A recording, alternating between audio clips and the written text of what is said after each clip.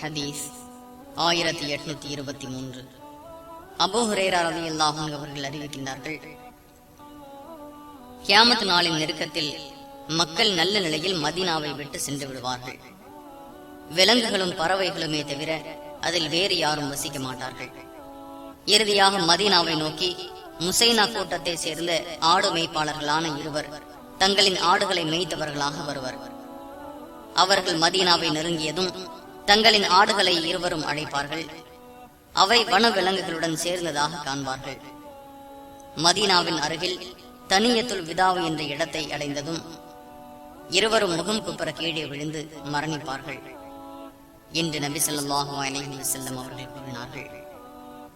Bukhari 1874, Muslim 1389.